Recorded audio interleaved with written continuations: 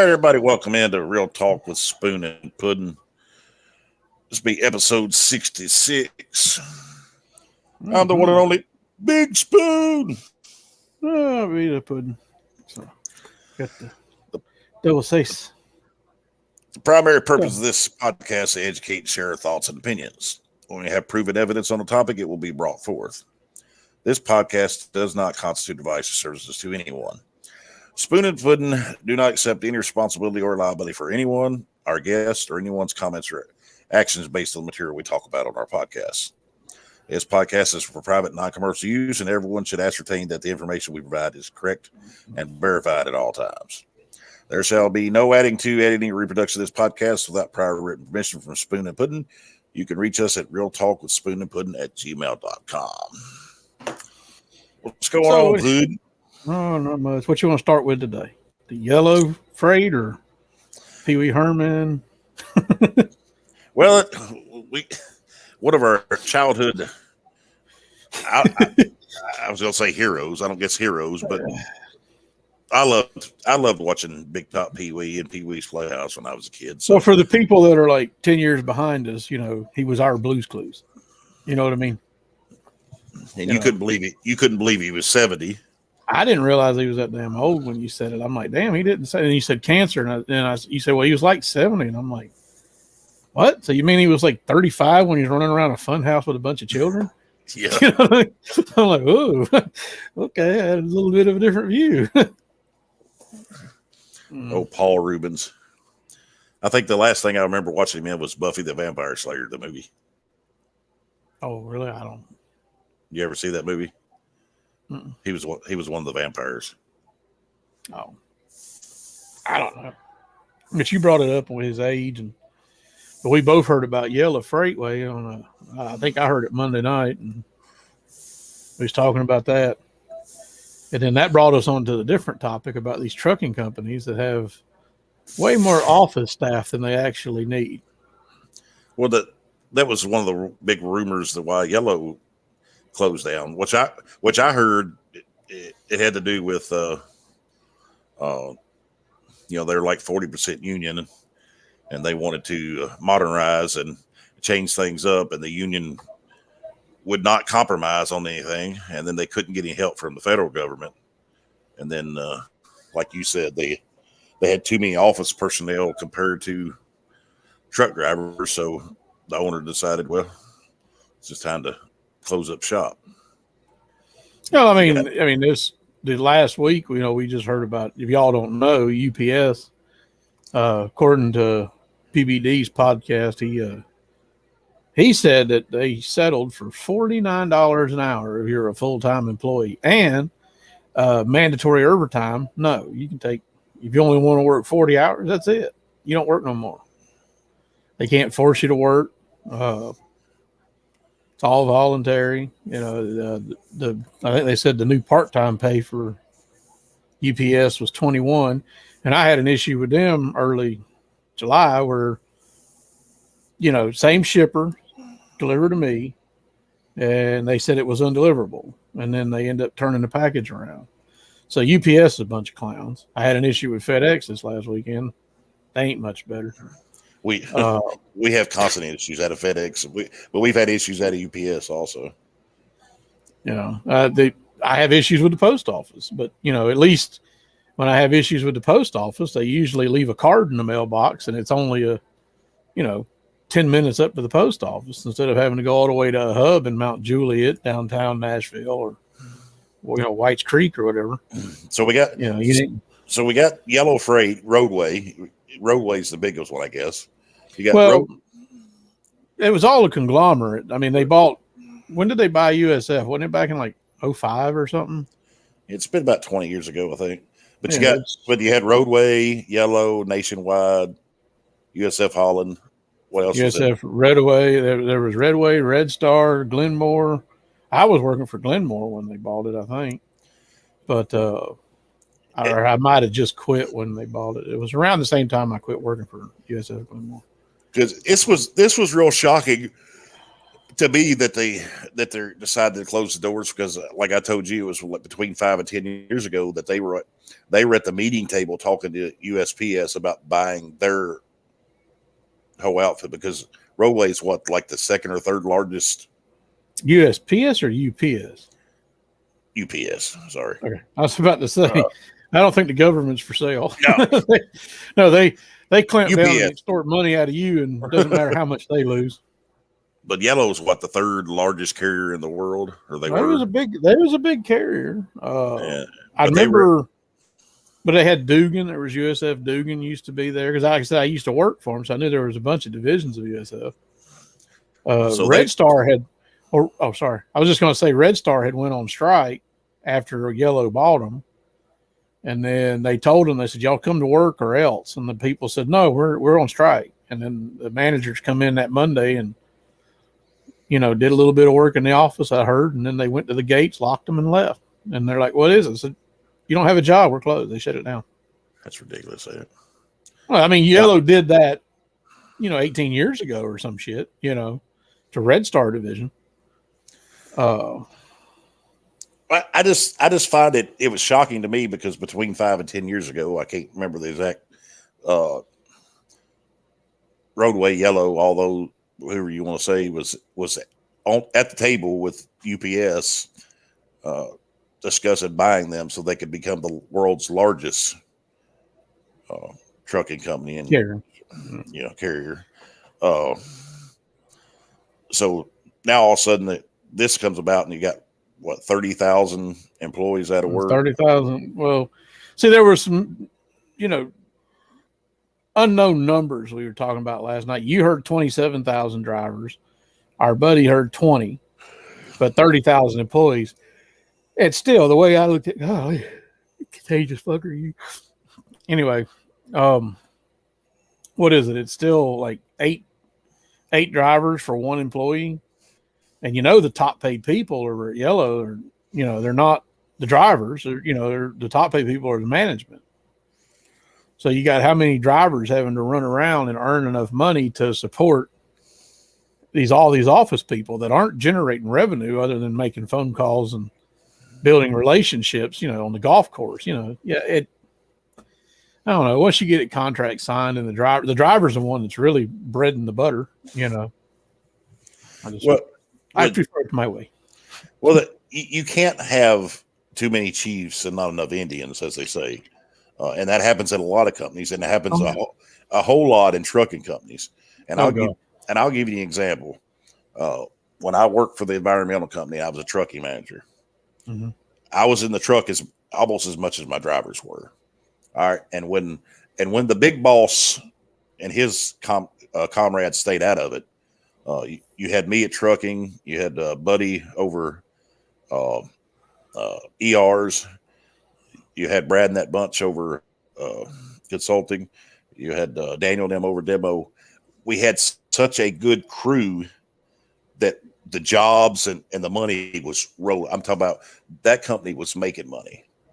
But then you had the big boss and his comrades, because they're investors, and our site manager want to step in and try to micromanage. and you know what happened then? We went to shit. We started losing employees. We started losing the good core of us people that held that thing together, making the money.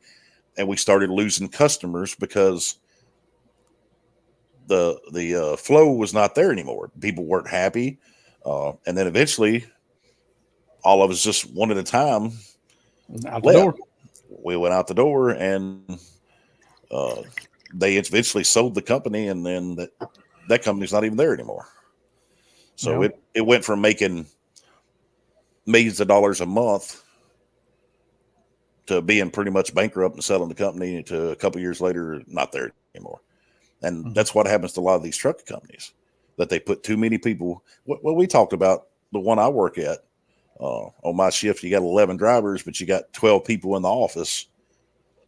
I mean, on day shift, it's more like, how many drivers you reckon they got on the 2 day shifts? 18? And I'd say 18 to 20. Yeah, so you got 18 to 20 drivers, and then you've got 6 people in an office. So you got 3 drivers out there, in the trench doing the fighting and supporting one, office schlub. Well, you got 3, 4, 5, 6, 7, at least 7 people in the office on day shift. If you count the safety guy. Yeah. Well, yeah. That safety would have, boy, that's sure. So pretty much for every 2 to 3 drivers, you have an office person. Yeah. So like I said, it's not a very sustainable model. But Yellow, like I said, working for USF, and I had a friend that continued to work for them after I left and talked to him. So I knew everything that was going on, but like they had the Dugan division, which was the non-union division, Southeast area. Then they had Holland, which ran from like northern Alabama up through Michigan and back around through PA and Virginia. They had the Holland running all that area, and that was union. But then they had the Red Star, which was the Northeast division. And Red Star went on strike and thought they were going to get more money out of Yellow, and Yellow closed them. Yeah. Just like they did to the whole damn company now. Just said, right, you're out of here. But, I mean, I don't think UPS drivers, some of y'all might think they've got, might have a great relationship with them and a great track record. But where I'm at, no, I've had nothing but problems with them. At $49 an hour? $49 an hour. I don't, when they get them renewal contracts with a lot of people and people see them new freight rates are going to have to go up, I don't know how that's going to go over. They might be kind of pricing themselves out of a job. I should say, I think I need to call UPS and see if they're hiring $49 an hour. I'm sure they've gotten, everyone's heard that. Oh shit, $49 an hour. I'm going to sign up now. Remember, you're probably going to work on the dock for 8 years now if they survive that long. What people don't understand is they won't say the word recession, but we're in one. Oh yeah. Financial guy I watched talks about the inverted yield curve. He said, currently we've had an inverted yield curve for almost a year. He said, we've had it. This is the 3rd longest inverted yield curve. He said, number 2 was 2008 and that Great Recession. And the number 1 inverted yield curve was 1929. It was what was it, like 12 or 13 months in 08? It was like 13 or 14 months, I think, in 08, he said. We're at 12 months now. The yield curve has been inverted. And that's always preceded a recession or a depression crash. And basically, he said, right now we're on borrowed time. We're number 3. So in about 2 months, we'll pass 2008. And I think he said it was 18 months in 1929 before the depression hit. But they were able to hold off the depression for 18 months and deal with an inverted yield curve. So pretty much from now, if we go 6 months, if we go 6 more months, it's probably going to rival the depression when it crashes. And it just needs to go ahead and drop. I push it down. Yeah, me and you get your popcorn and watch the world burn. Me and you're surprised it's went on as long as it has. Hey, in 2012, there's a video. I think it was released in 11 or 12, and they actually had the guy that wrote The Creature from Jekyll Island, the author. I'm trying to remember his name. Talking about the 2008, and in 12, he said, "We're living on borrowed time." And right now there's so much working against the U.S. dollar and everything with the BRICS and all that coming. I don't know how long they can keep this charade up. Did they raise the interest rates again last week? What did they raise them to? I think it was, I don't remember. I didn't. They just keep raising and raising their.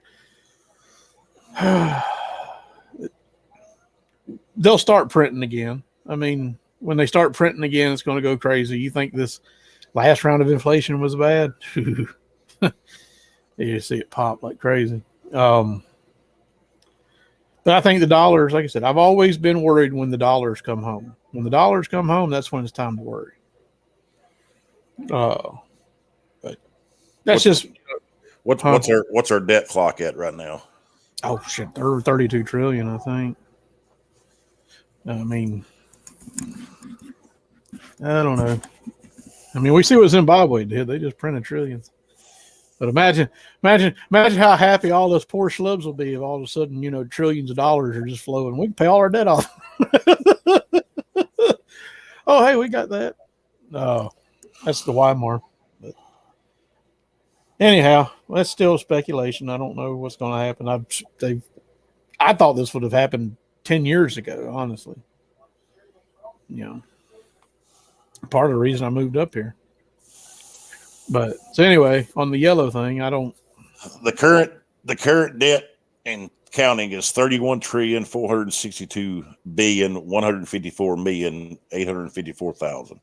Well, that's what's due now. That's not. Yeah, they owe more. That's everyone sits there and thinks about that, and it's like you're looking at, how would it? Well, yeah, that's not. That's no, not. You're looking at China and everywhere else. Yeah. I'm just saying. Let's say you're in the dairy cooler and you're looking at coffee creamer. You're looking at one brand of coffee.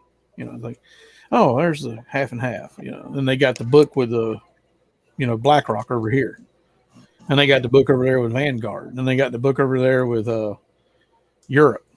Britain. There's all books all over the place. You know what I mean? Yeah. Once you realize how much money's floating around there, it's really.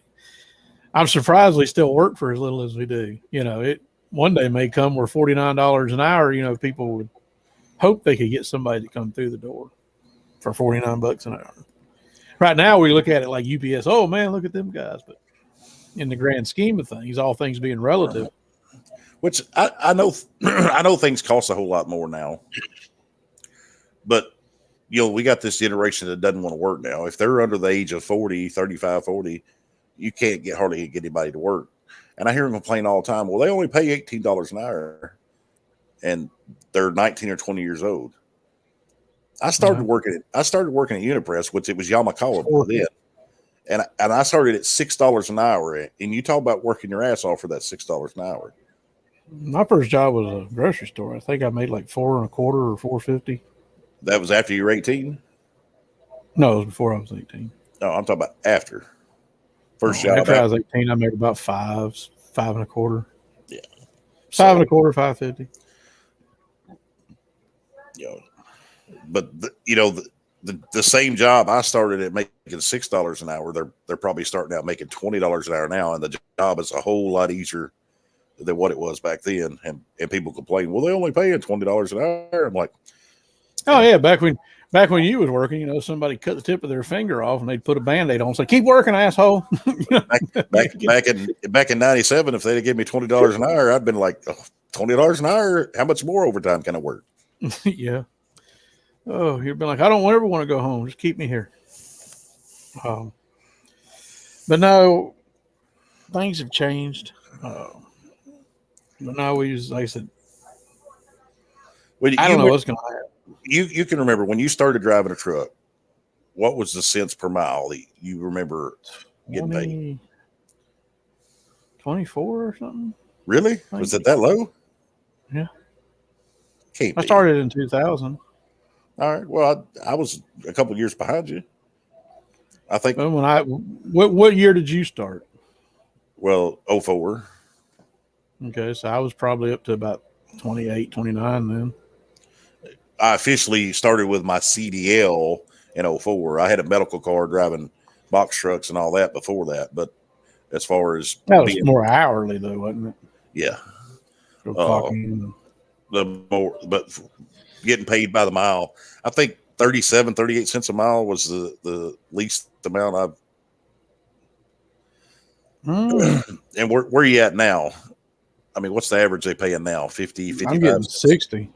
Well, no, but what do you think the average is? About 55? Oh, probably. So in 23 years, the rates have doubled. Yeah. But the cost of livings went up about tenfold. Oh God. Shit. Well, what was rent back then? Think about it. What did you used to pay for rent? I used to think an apartment for like $1.25 a week with all utilities was expensive. Yeah, I'm trying to think. Like $500 a month for. I mean, this is something real nice, you know. Yeah, well, I mean, you know, I remember looking at some apartments that were like $200 a week with all utilities, and I said, "Y'all are crazy, man." That's, you know, and then I was finding them for $80 to $100 a week. Imagine if you could find something like a little studio that was, you know, power, water, and everything for $80 a week today. You know, you never want to leave. You know what I mean? Oh, yeah. Well, there's a little house on the end of the towards the end of my road here on Fowler Forward. It's a 1-bedroom house. It's a little Bill thing. They're renting that thing out for like they're wanting $1,100 or $1,200 a month. I was rolling the floor laughing. I'm like, I got 2 acres of land and my house is like 4 times that size, and I don't pay that much of a house payment because you're locked in. You know, but, you don't ever lose that. But you know, but I mean, I guess they'll get it, but it's just crazy. I mean, I think where I missed mine was not investing in a little real estate. Well, that's what rich people do. What people don't understand, and you know, it's funny when you got people who praise Trump, you know, and talk about how much of a, you know, how great he is. That was the video I sent you from PBD's podcast about what it. I think it was a guy from the Young Turks or whatever, and you know, sometimes he can be so damn offensive, like, you know, just piss me off, just like Bill Maher used to. But apparently these days he's moved to the center a little bit. I mean, quite a lot. You know, I was surprised listening to him. I'm like, damn, you sure started waking up to your side's just as bad as what used to be my side. You know what I mean? I used to be a right person from 2000 to 2008. I was a Republican, and then Ron Paul shook me awake. And then but seeing the Young Turk guy talking about Trump and just slamming him for, but you know, he's not brilliant. You know, what people don't understand about taxes is real estate is passive. Real estate income is not taxed. You know, you don't pay taxes on that. Right. You know, so you're renting that, you build a little house, and you see all them little houses over there near, remember that, what's that road over there by Tractor Supply that goes, all the little, by the little Sandy Avenue.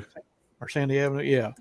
So you see how they're rebuilding all them houses. They're doing all these new houses in there, these little bitty things, you know. I wonder what they're charging for those, you know. Probably $1,000 easy, if not more. So $1,000, and the person's probably got a mortgage on it where they pay, you know, if there is a mortgage, you know, they probably pay $400 or $500 a month for a 30-year mortgage, and somebody comes in there and pays them twice that. Yeah, this guy's not brilliant. I mean, he's just got a lot of land. You know what I mean? Our buddy Dillard says houses average $350,000 now. Yeah, or more. Not if you own the land and you have a construction crew build it.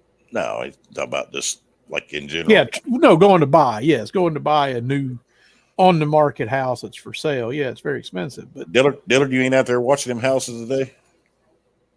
What house? That's what he does. That's his business. He pressure washes. Oh, I thought you said watching them houses. Washing. Okay, all right, golly. Pressure washings. Washy. You know, scrubby. Wax on. $10 make you holler. Wax on, wax off. Oh boy. But paint the fence. Mm-hmm. Okay, Mr. Miyagi. Oh boy. But I mean, honestly, if that little house, the guy's paying 30 years for $500 for that land to be rebuilt over, and then he's bringing in $500 a month. That's, you know, times that by 10. That's $5,000 a month. Well, our buddy Dale had a house he rented. It actually was a duplex because he split it in half, and one side was bigger than the other. And it's down there in Nashville somewhere. He sold it now, but I think his mortgage on it was like $1,000 or something, and he was renting one side out for like $1,800 and the other side out for like $1,000. So one side was paying for the note on it, and then the other was just profit each month. No, and he that's what I'm saying. That income. see to where I'm sitting, I would say that your income from your job is more sacred than someone who owns 20 damn pieces of land. Honestly, you know what I mean? Yeah. It would be more constitutional to tax the landowner, and the landlord than it would be to tax the person's wage. It's just from where I'm sitting, because just like a business tax, if you own a business, businesses are all taxed equally. You could tax landlords equally, 100% equal, everything fair. It doesn't matter. It doesn't matter if you're, Donald Trump, BlackRock, or, one of these guys in town that, I'm not going to say any names, but there's a couple of them that own, some of them from the lower tier all the way up to the higher tier landlords. We know who they are. Yeah. But if you were taxing their real estate, and that's an income, but they call it passive. I don't know why it gets classified as passive. It's probably passive because that's what all the other people do. They just buy houses, and then they don't want you to get them cheap. And then they hang on to them, and then they rent them for a fortune because that's what people are forced to pay. Well, people, it'd be funny if people did a great walkout on the landlords. That would be hilarious. Yeah. I mean, it's happening in California, unfortunately, but those tent cities just look like shit. But that's a different breed out there. Oh God. Well, that was interesting though. Ice Cube, watching his interview. Ice Cube did an interview with Tucker Carlson 5 or 6 days ago. But seeing his interview was interesting because he was talking about the house he grew up in. His dad bought for $47,000, and today it's worth $650,000. I mean, you want to talk about a return on investment? Jesus. Does his dad still own it? I think he said his dad does still own it, but he said my dad paid $47,000 for the house I grew up in South Central, and today it's worth $650K. So it's ridiculous what it goes to, and that's where all the big money stays, is in real estate. But like I said before, on tax issues and being constitutional and taxing fairly, your income is completely unconstitutional and very unfair, where these passive rich people with their houses could easily be taxed fairly. Just a thought. I don't care about these rich people though. They're why we've got the system we got. Well, I think it's funny. There was one meme going around Facebook that said something about there's not one of your problems because someone else is a billionaire, and I sitting there thinking, really? What about your politicians that become lifelong politicians and that make deals with countries and lobbyists and become billionaires, and they pass the laws? That was something the Young Turk said that was pretty interesting that I didn't expect to hear him say. He was agreeing with Patrick on that issue, where he's talking about Mitch McConnell or whoever, gets $1 million donation from some company, and then the media attacks him and says he's a big piece of shit for it. But that same company gives $1 million to Nancy Pelosi. Nobody says a effing word. It's like, he said, no. They're, it's the same company. It's the same $1 million, but because the media is skewed 80% in one favor. Oh, look, just, But again, I think that's all just WWE in the end. But because most of the media is owned by the politicians. The government.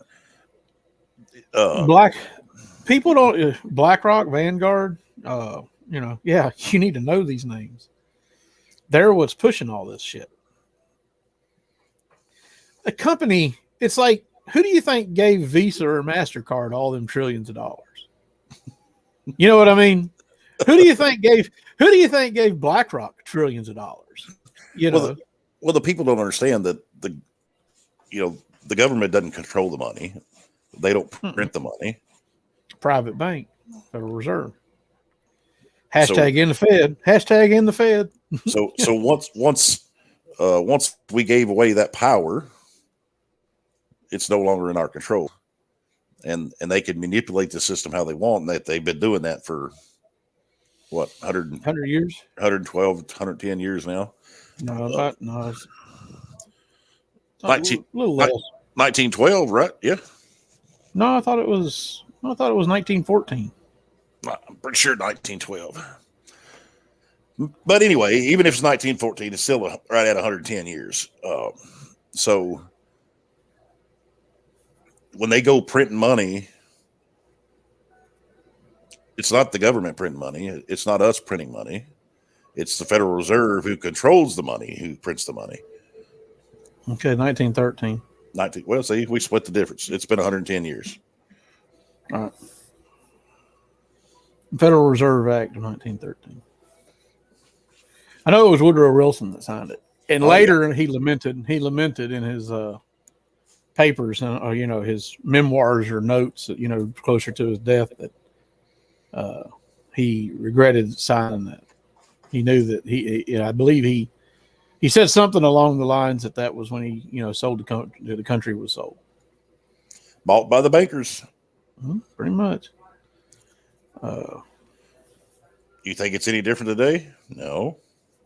You got your Goldman Sachs and your BlackRock and your Rothschilds. They control it all. We're doing it, buddy. I'm gonna try to see if I can find it. We're doing it, buddy.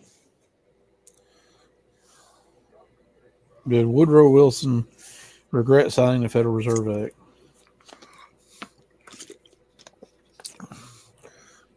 Well, the great things. Uh-huh. Go ahead. Oh, it says, here is the quote in question. I am a most unhappy man. I have unwittingly ruined my country. A great industrial nation is controlled by its system of credit. Our system of credit is concentrated. The growth of the nation, therefore, and all our activities are in the hands of a few men. We have come to be one of the worst ruled, one of the most completely controlled and dominated governments in the civilized world. No longer a government by free opinion, no longer a government by conviction and the vote of the majority, but a government by the opinion and duress of a small group of dominant men. So that was Woodrow Wilson's quote later in his life, that he lamented signing that act as he seen what it did. The first national central bank, which was done away by Andrew Jackson, and if you're here in the Nashville area, you can go tour Andrew Jackson's house. It's a Hermitage, third most toured presidential residence in the country. What's the first two? Guess. The White House? No. The presidential houses. Not that. Presidents' houses that are most toured. Jackson's Lincoln? number 3. No. Lincoln not? Well, I mean, it's got to be where the houses are still here. So I would think Washington, but he's Washington's number 1. Okay. Mm-hmm. I didn't know if his was still even around. It's Mount Vernon, yes, number 1. Number 2's got to be, say, JFK. Mm-hmm. Jefferson. All right. I was going to say Jefferson, but I was trying to go more modern. Monticello. Washington. So it's Washington, Jefferson, and Jackson are the number 3 top, presidential homes that are for tour that are being toured, en masse. Monticello is Italian for Little Hill. I think it's what it stands for. But I wanted to tour Monticello. That was the first house I wanted to tour. But where's it at? It's Virginia. It's what's the name of that town? I've been there. It's around 64, I think, or 66. No, 64, heading towards Richmond when you get off 81. It's right there. You get off 81 and head towards Richmond on 64, and it's right there. It's like the first town over there. I think I went through that town going to Virginia Beach. Yeah. But it's, like I said, it's right in my head and I can't remember. But the quote from Jackson, this is off of memory. He called the first central bank of the U.S. in, and he called him into his office after he had his men reviewing him. And he basically told him that he said, I've had my people follow you and record your actions of what you've done with this bank. And when you bet on crops and you are correct and you get a reward from your gamble, which, you know, using the issue of credit and money to bet on crops, you pay yourselves handsomely. When you bet on a crop and the crop fails, you write it off as a loss against the bank. You're a den of vipers and thieves, and I intend to rout you out. That was what Andrew Jackson said to the banksters before he didn't renew their charter and put them out of business on the first bank. But Jefferson warned about these banks all the time, you know, issues of credit. And, you know, he basically said banks are more dangerous than standing armies. You know, it's just history. Well, why do you think they took JFK out? I think because they thought he was going to put us back on sound money. You know, the Silver Act. I think that was. He was going to. If I remember correctly, it's 11110 is the executive order.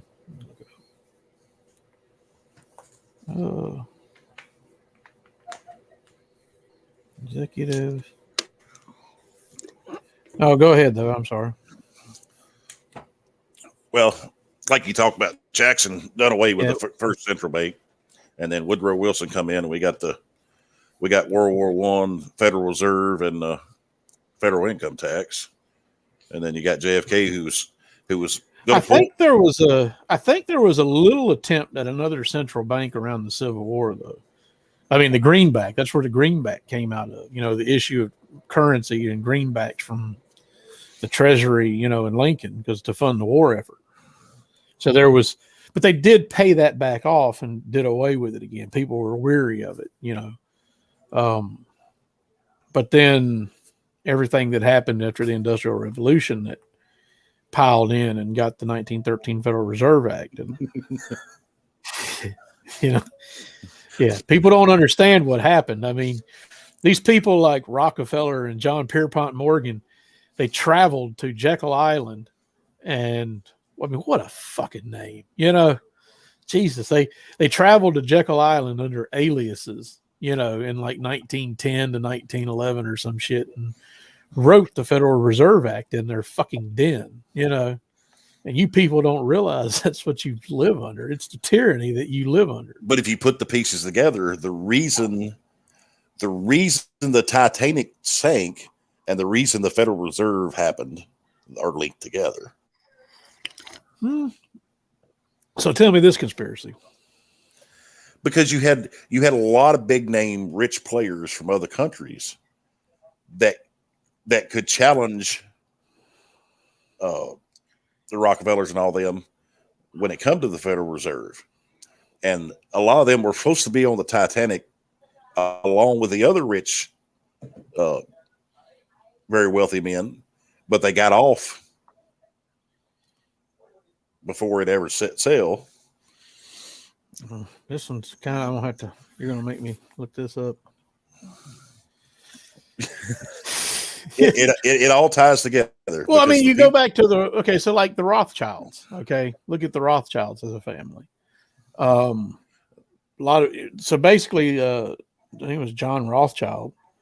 He was at the Battle of Waterloo, and Napoleon's army was defeated, and Rothschild got the word that Napoleon was defeated before everybody else did. And then he speculated. The snake went around and told all the people, you know, in London that, oh my God, Napoleon won. We're doomed. We're going to be controlled by the French because Napoleon won at Waterloo. So the stock market crashed and he bought everything. And then when the word got out later that Napoleon was defeated and England was safe, the stock went up and the guy was set for life. Yep. You know, so he was probably one of the first big time insider traders, you know, but Rothschild is involved with Rockefeller and the rest of them in the Federal Reserve too. It's all, yep. You know, they're all connected. And Rothschild was one of them, was supposed to be on the Titanic also, but he wasn't. So what I'm telling you is the reason the Federal Reserve happened and there was no big men to push back and keep that from happening was because the ones that were supposed to die on that ship died. Of course, a lot of innocent people did too.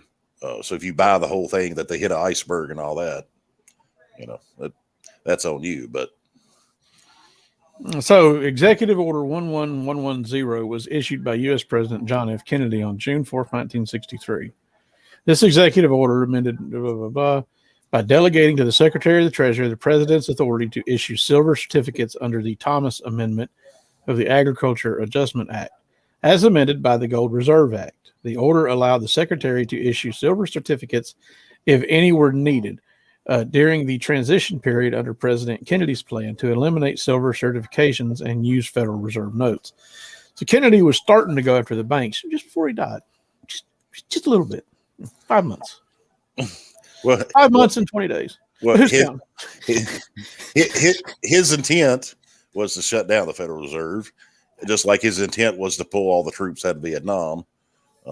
They're probably pretty damn angry, I would imagine, right now at RFK running around and things he's saying. RFK said, keeps talking about the quote where JFK said he wants to, the damn CIA, he's going to, shatter him to the ground and spread him into 1,000 pieces and scatter him into the ashes, and scatter him to the ashes of the wind or whatever, or something like that. So RFK's been saying that a lot. He's pretty much actually admitted on some podcasts that, yes, the CIA killed JFK. And I can't remember, somebody kept saying, are you saying? He's like, yes, I just said it. Yes. From my research, everything I see points to them. They did it. Oh, absolutely. Who they pin it on? Who they pin it on? Oswald?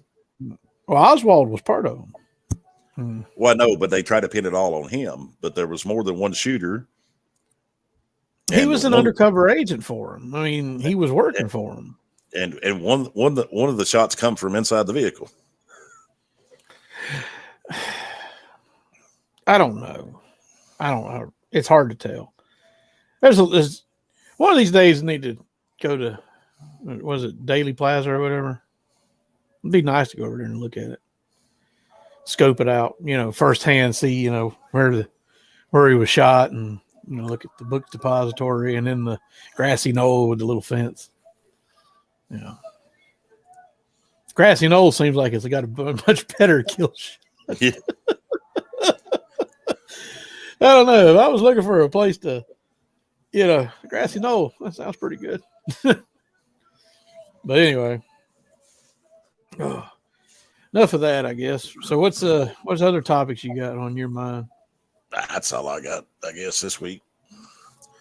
We won't talk about the fluoride. I'm going to be done with that. I'm shutting up. I've got no response from Woodall, response from Jody, but I did. So we're gonna give them a little bit of maybe another week. We'll put a better show together next week. And did you look at what he posted on our timeline? That guy? No, I didn't look at it. Yeah. When you get time, go look at it. Yeah, you talk about it, but I didn't see it. No. I try to stay off Facebook if I can. But anyway, I guess that'll do it for this week. I don't know. Sunday next week, right? Mr. Spoon? Maybe. Maybe. Oh, God. You going out of town again? You mean this week? Sunday. Yeah, Sunday. Yeah. Hopefully about 7 a.m. Because I got up one Monday and thought we was going to do it then, and you snoring and snoozing away.